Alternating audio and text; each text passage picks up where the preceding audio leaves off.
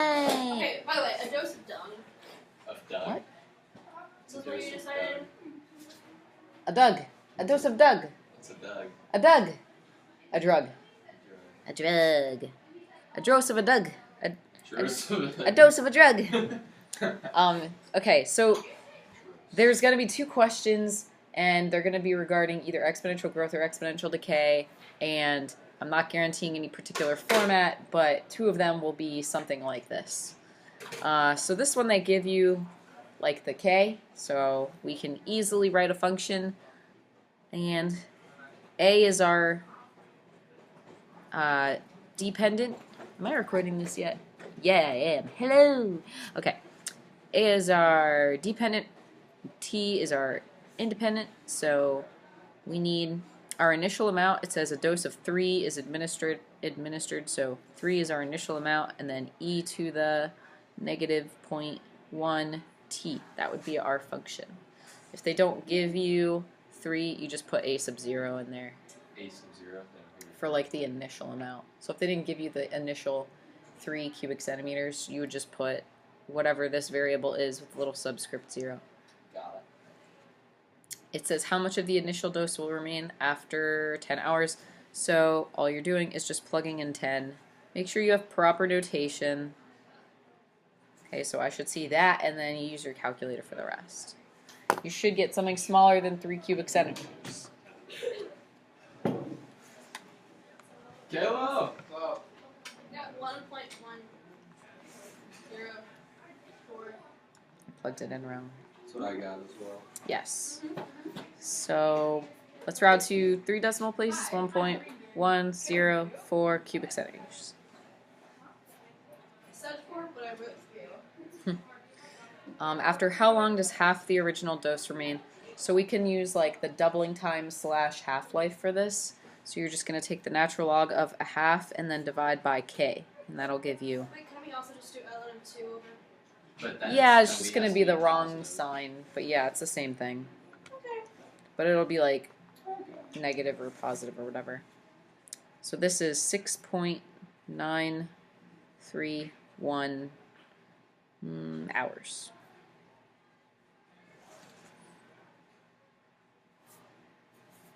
Easy enough? Okay. The next one doesn't give you the k, so you have to find the k. So it says, in 2008, the post office reissued the forever stamp.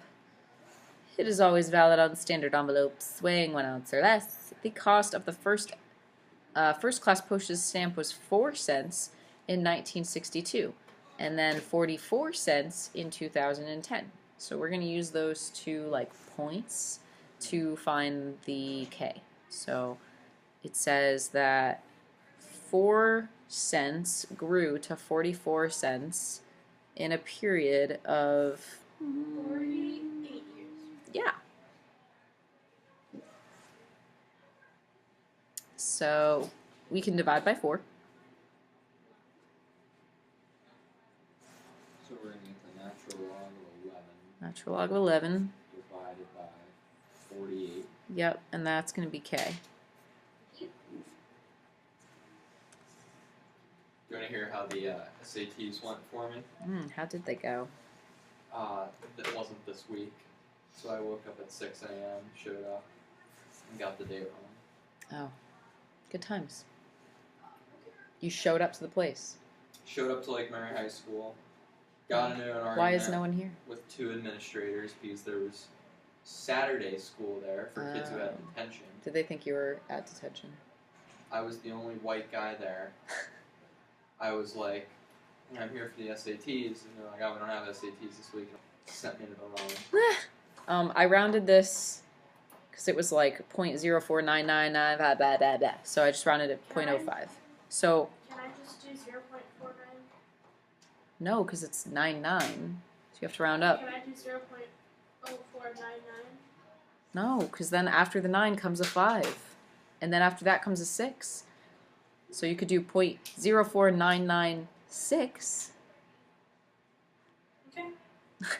Alright, regardless, this is going to be the stamp price with respect to time is 4 times e to the 0.05t, and this is growth, so it's positive. So I'm mixing growth and decay for these, so just pay attention to the Same concept. process. Yeah, it's the same process. Same equation. Predict the cost of postage for 2017. That's 55 years, so it's 62.57.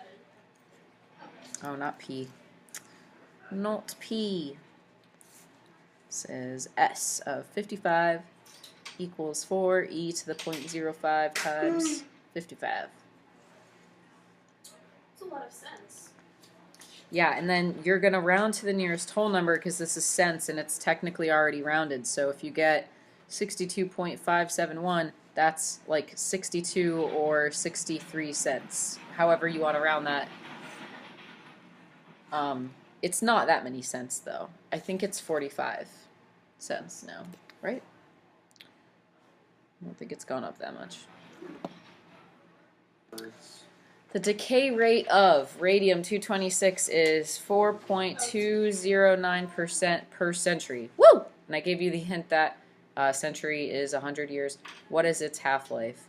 So you can do natural log of a half divided by k equals the half-life time. So natural log of a half, and then when you put the k, you're going to get 0.04209, because you don't want to put it in as a percentage. That's like completely different. You always want to put it in as a decimal.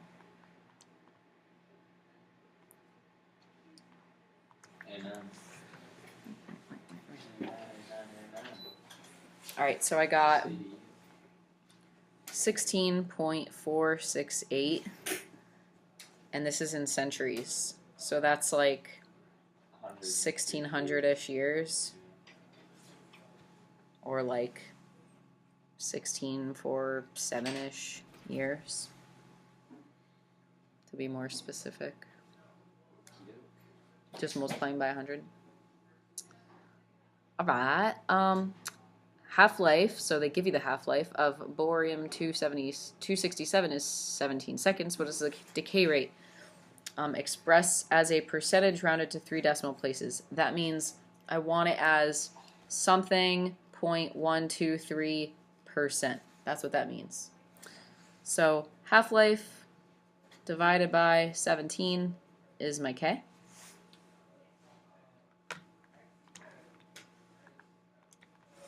And I get negative 0.04077. Hold on. 1, 2. That should be enough. After 7 comes a 3. So this is 4.077% per second. And it's decreasing.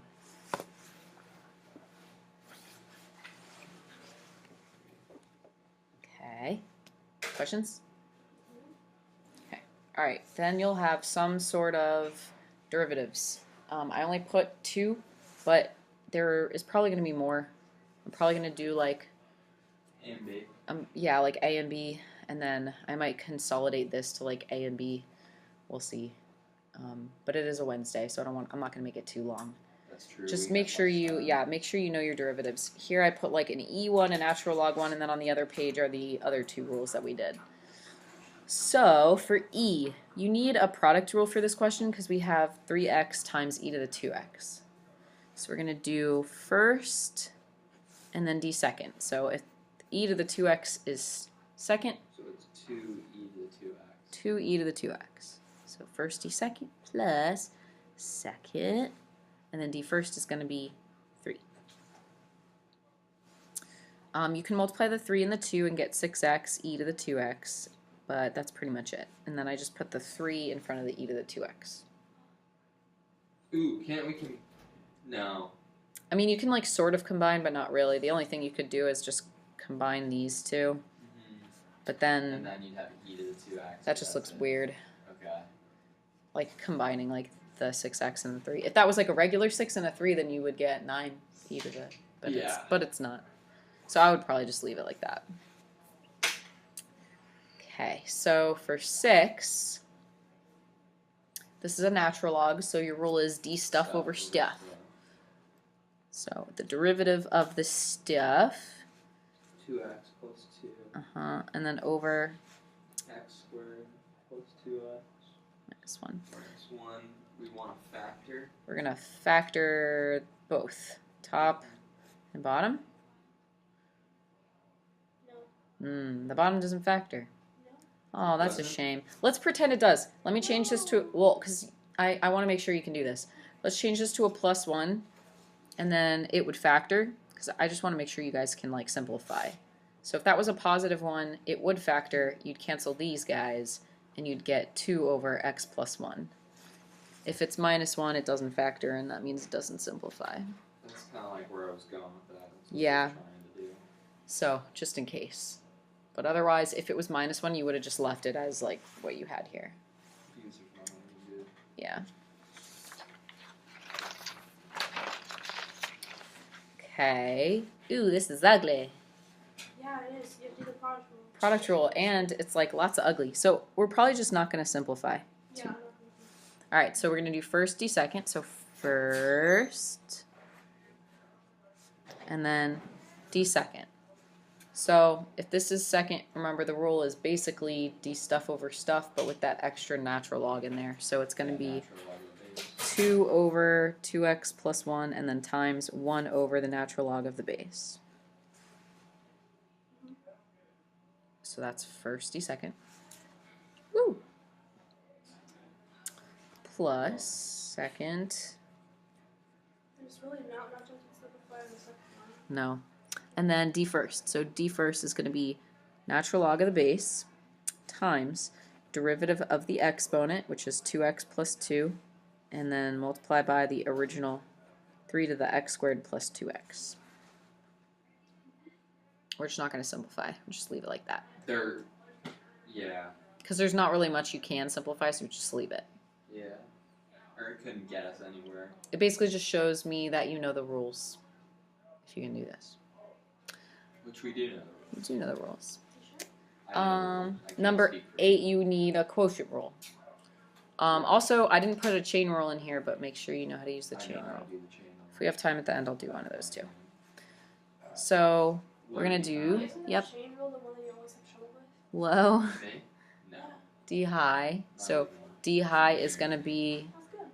1 over x times 1 over the natural log of 4. That's d high. So low d high minus high d low, which is going to be 6x, and then all over low low. I'm just going to put 2 of them down there like this. Oh, so you can cancel. Yeah. So I can factor out, actually, Yeah, first we can't. I'm going to cancel this x. So I have 3x squared when I combine this together. That gives me 3x over the natural log of 4.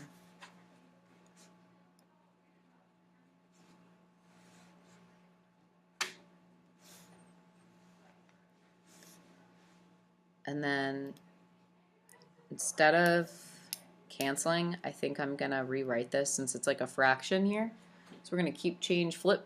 So when I keep all of this, change this to multiplication, and then flip, the 9x to the 4th would go in the denominator.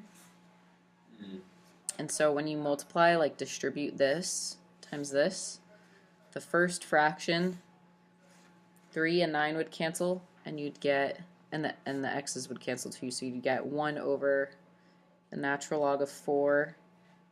There'd be a 3 in there, so 3 natural log of 4, and then times x cubed. And then when you multiply by the second guy, the 6 and the 9 would sort of cancel, so that would give you 2 log base 4 of x. The x's would cancel, and you'd get x cubed in the denominator. For number 9 and 10, can you give us some more room? Sure. If they're going to be this long. Yeah. Because I now feel like the news is a lot cooler and it's like I use a lot of room. Okay. There's a lot of steps. Indeed. Okay. Good. Okay. So Newton's law. These are both Newton's law of cooling, but this one's like a.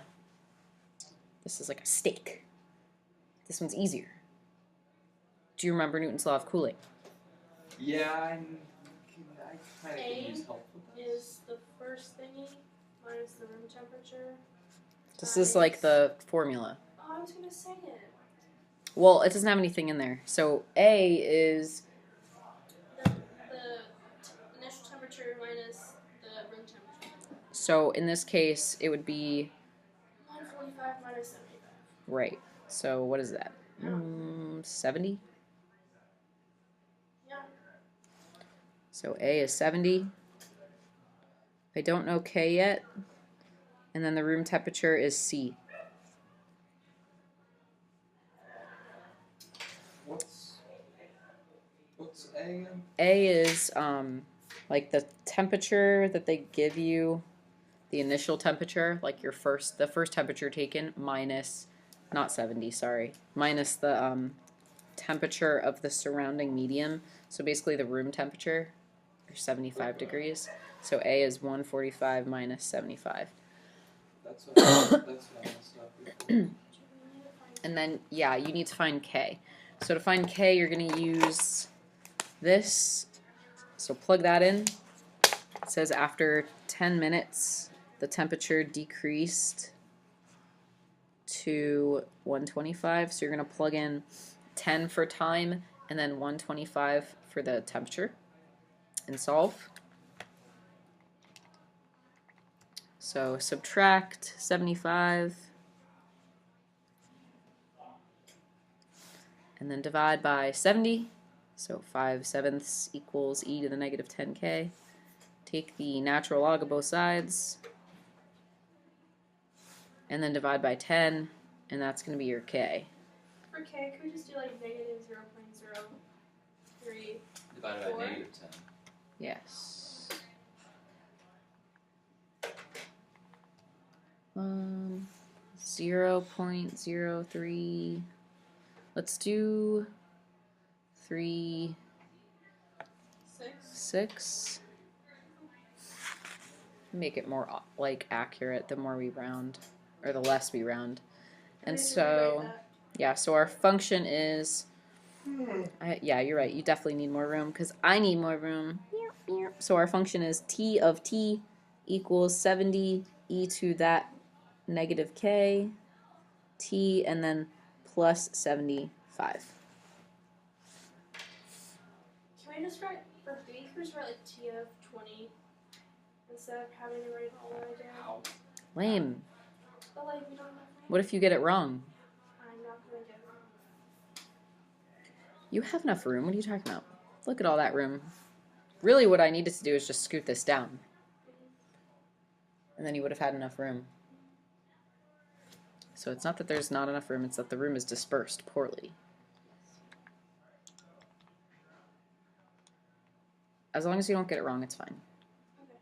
I need to get great on this test. Are our test grades? But what if I ask, see, but here's the thing. If I ask something like, when will the temperature be 100 degrees, then you have to solve an equation. So then you have to like do more.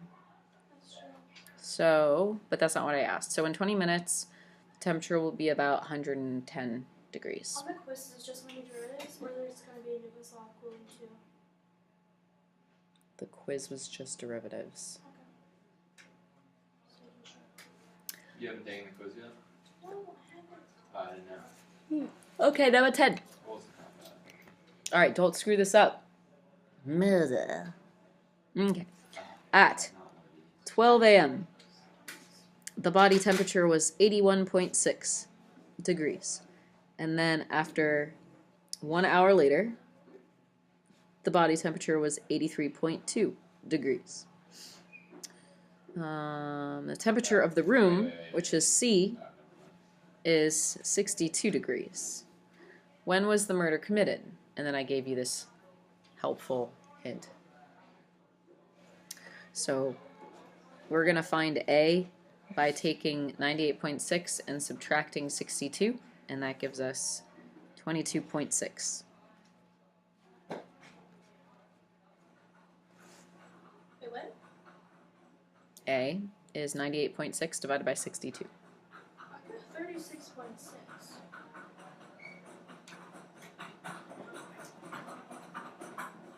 Can I not do math? I don't know. I don't think you did math. No, I think I did math wrong. Sweet Jesus. 98.6 minus 62. What did I say? That's 36.6. What did I do? I That don't is know. 36. I have actually no idea what you did. I have no idea what I did either. It's fine. Everything's fine. I think I like switched these in my head or something. Would that make sense? Yeah. If I did like minus, I don't know what I did. I had a bout of dyslexia. All right, whatever. I'm done. So yeah, that's better. So 98.6 minus 62. That gives you A.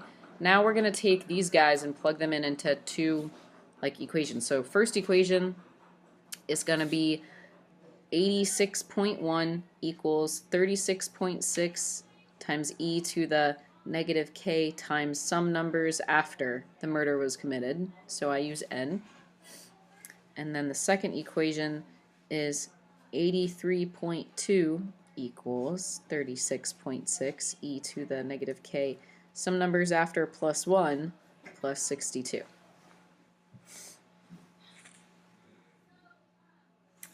Then you're gonna then you're gonna subtract 62 from both of those. Yeah, but like you can just like do the thing. You have to do this first though. What if you jump ahead? I don't know. How do you jump ahead? You just jump. You don't want to use the natural log until you subtract the 62. Otherwise, it's gonna not work out. Okay, so subtract 62 so that we can take the two equations and divide them. And then when you divide them, you get 24.1 over 21.2 equals e to the negative k, because these cancel and make 1. Then you take the natural log. Oops. And that'll give you k. So you can expedite this process greatly. A little bit. Not really. Oh, that's not it.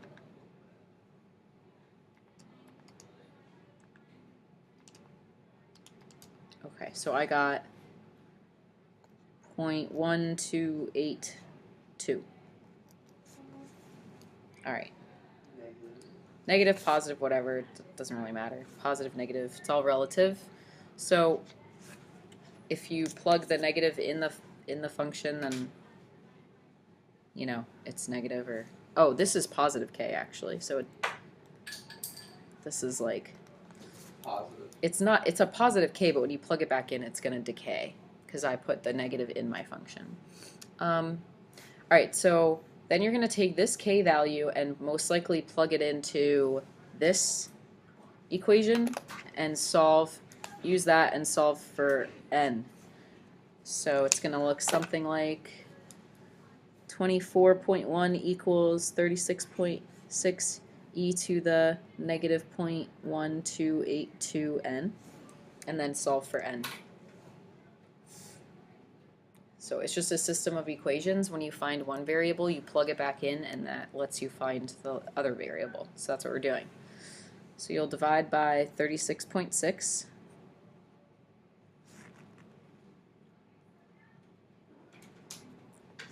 And then take the natural log of that. And then divide by your k. Oops.